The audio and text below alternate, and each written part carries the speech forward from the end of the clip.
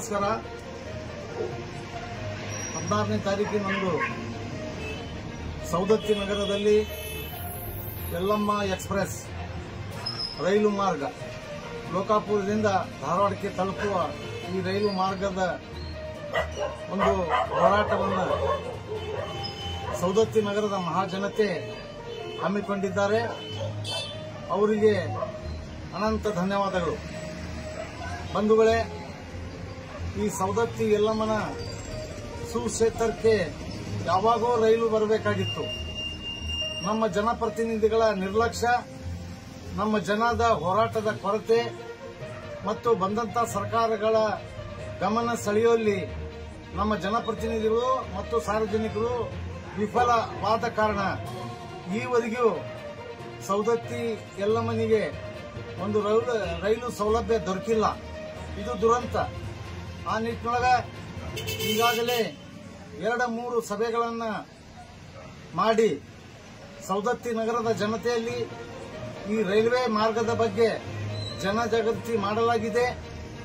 ಜನನು ಕೂಡ ರೈಲ್ವೆ ನಮ್ಮ ಊರಿಗೆ ಬರಲಿ, ರೈಲ್ವೆ ಬಂದರೆ ನಮ್ಮ ಸೌದತ್ತಿ ನಗರ ವ್ಯಾಪಾರ, ಉದ್ಯೋಗ ಮತ್ತು ಪ್ರಯಾಣಿಕರಿಗೆ ಅನುಕೂಲ, ಅಭಿವೃದ್ಧಿ ಆಗತ್ತಾ.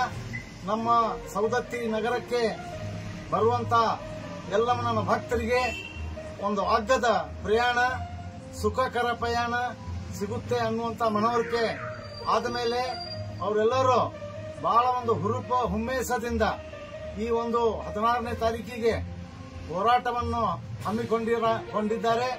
ಅವರಿಗೆ ಅಭಿನಂದನೆಗಳು.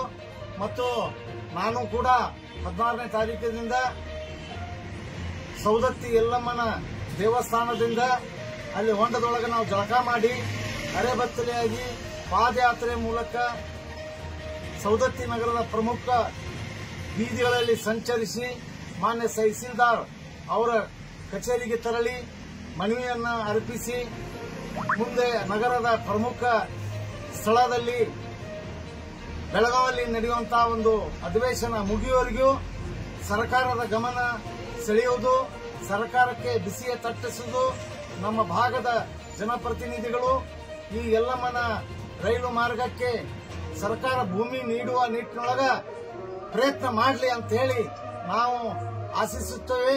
ಅದರಂತೆ ಸೌದತ್ತಿ ನಗರದ ಮಹಾಜನತೆ ಈ ಹೋರಾಟಕ್ಕೆ ಸಕ್ರಿಯವಾಗಿ ಪಾಲ್ಗೊಂಡು ಈ ಹೋರಾಟ ಯಶಸ್ವಿಗೊಳಿಸಿ ರಾಜ್ಯ ಸರ್ಕಾರ, ಕೇಂದ್ರ ಸರ್ಕಾರಕ್ಕೆ ಭೂಮಿಯ ಕೊಡುವ ನಿಟ್ಟಿನೊಳಗ ಒಂದು ಬಿಸಿ ತಡಿಸುವಂತ ಹೋರಾಟಕ್ಕೆ ಬೆಂಬಲ ಮಾಡಬೇಕಂತ ಹೇಳಿ ನಾನು ಎಲ್ಲರನ್ನ ಹೃದಯಪೂರ್ವಕವಾಗಿ ಮನವಿಯನ್ನ ಮಾಡ್ಕೋತೀನಿ. ನಮಸ್ಕಾರ.